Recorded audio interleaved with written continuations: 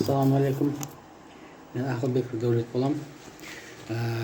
Екі сот, Сәрсенбек Алмаштың соты болды. Полицейскийдің ақша алғаны. Менің ұлым жетім. Шешесі өліп кеткен 2014 жылы.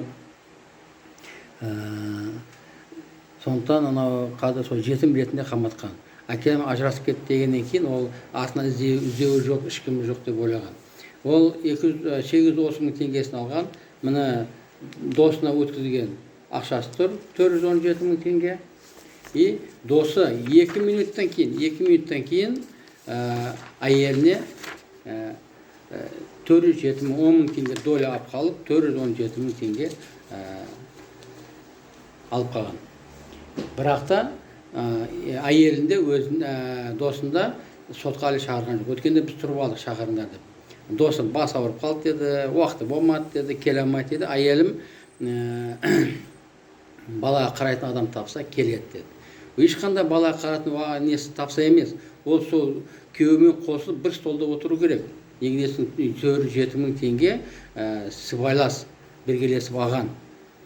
Досы болса 10 мың теңге доля алған. Досы да отыру керек.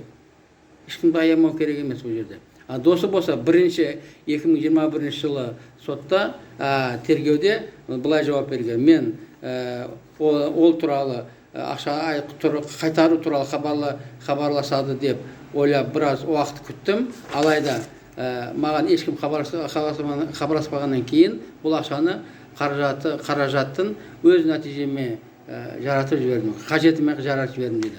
Екінші сотта, екінші тергеуде болса, ол басқаша сөйлеп отыр уже.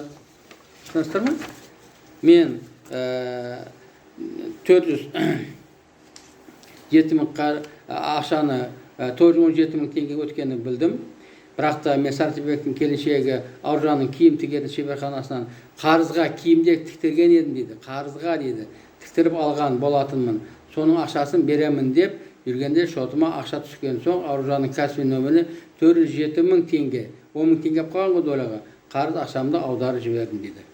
Қараңыздар, 417 мыңға 21 жылы қарызға киім тіктірген екен, ойбай-ай. Ана сіздерге. Кейін Сәрсенбек мен деді ақшаны алмағанмын, білмеймін, ешқандай ақшаны мен ана подвалға түскенімде тергеуге 20-ші күні ұстаған, ана жетім ретінде и полный 830 мың теңгесін тонап алып қойған. Бірақ та мен деді подвалға түскенімде мен телефоны карточкасына кодын шешіп бер деп Уәлиханға берген кезде маған мына досым Бекмұратұлы звондады дейді.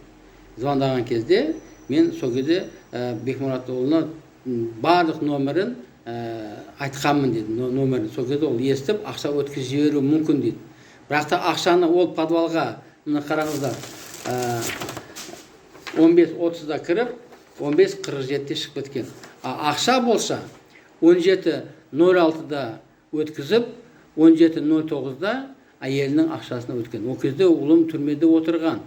Кейін сотта болса менің балам отыраңдап сөйлеп жатыр. Сен деді ана неде ақшаны, евразийский ақшаны қалай шешіп алдың? Неге шешіп алдың деп. Мен балам тіке жауап берді. Сіз ана ақшаны 12:58-де шешіп алғансыз. Мені азанға 08:03-де ұстап, түнгі 10:30-да оны ұстады деп, қалтасындағы бәрін тінтіп алып қойған деп хат жазған, хаттама жазған ол. Уже 10:30-да ол отырған. Мен түрмеде отырып қалай ақшаны ала аламын? Ол үнде алмай қалды. Аны қараңыздар. Кейін менің ұлымды жаңа жетім ретінде қаматып, бір тиын ақшасын қалдырмаған жетпегенде 11 жылға қаматып жіберді наркотикпен. Бірде-бір, мына бала бірінші рет ұсталып ғой, ана ұсталып ғой деп ойлаған жоқ ол. Аямады. Аяған жоқ. Міне. Егер осы баланы қаматсақ, Сәрсенбекті, біз ұтқан боламыз бұл істі. Қараңыздар, бірде-бір дәлелдемесі қаматып жіберді. Бірде-бір дәлелдемесіз. Артынан іздеп жүретін адамы жоқ қой деп. 4 жерден алған. Темірдің астынан, дарбазаның темірдің астынан, шиттің ішінен, столбаның үстінен, қалтасынан бір наркотикті 5 уақыт ұстаған. Азанғы 9-да, 11-де,